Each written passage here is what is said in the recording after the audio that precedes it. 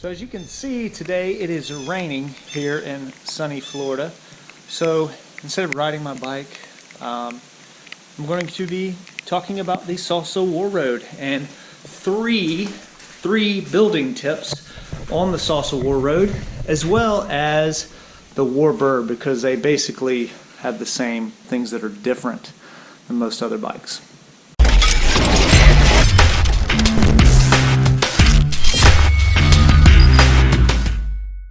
Oh yeah, guess what?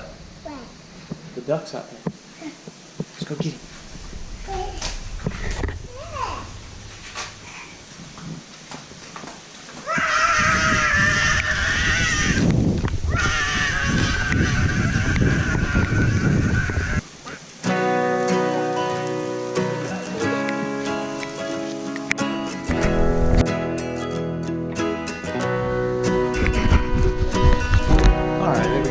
Nice and dry. Alright, so yeah, today I want to talk about the Salsa Warroad as well as the Warbird and a few things that I experienced when I was building this bike. So, and when I say experience, like things that are different from a normal build, okay, that make it different than what you would see from you know, something common. So, alright, let me see here. I made a few notes. Alright, tip number one on building the Salsa Warroad is actually the front brake caliper mount. Alright, the front mount is just like the rear mount. So the two bolts will go through the front of the fork to get to the caliper to hold it in place, instead of it being like most other companies, you know, flat mount calipers, which will have a little adapter and then the caliper will go there. Now with this, this fork will only allow 160 millimeter rotor. You cannot run a 140 on the front, so just a 160. Most road bikes, that's what you want to do anyway, and especially gravel bikes, you want to run a 160 on the front anyway. So the front, only 160 millimeter rotor.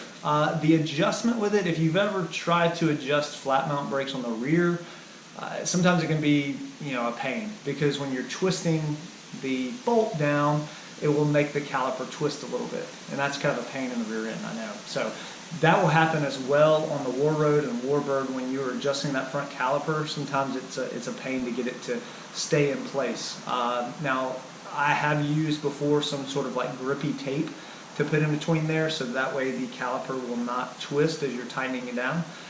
You could do that to try to prevent that, but that is something to think about with that front fork and when you're going to build this bike. Now it does come with two bolts that do fit through it. It's a little bit longer. The bolts are a little bit longer than most of your other bolts, especially for the front end. So because that front fork is a little bit wider, the bolt's got to go all the way through it. Okay? Alright, tip number two. So tip number two when building a Salsa Warroad or Warbird is the cable routing. The internal cable routing is a full housing all the way through. So you don't have cable end stops to stop, you know, to stop the full housing and then to go internal with the cable. It's actually the whole internal routing is a full cable or full cable housing. So with that, just make sure you have a long enough housing when you're going to build this bike, okay? I made the mistake where I thought it actually had stops, so I just had pieces of housing that I had left over from other builds that I was going to use. Got home, started running those through, I was like, where's the stop? And it never came. So just be aware, the cable routing is a full housing all the way through it. So, so just make sure you know that. Also, be sure you will route the cable housing through the frame before installing the bottom bracket or your crankset, because it's a lot easier to route it when you don't have your bottom bracket in the way. Alright, so if you like this content, please subscribe below. That will help me out, help out the channel, and you get to see some great info coming up in the future. Alright, building tip number three. Building tip number three for the Salsa Warroad and Warbird. The cable routing, once again, go back to the cable routing.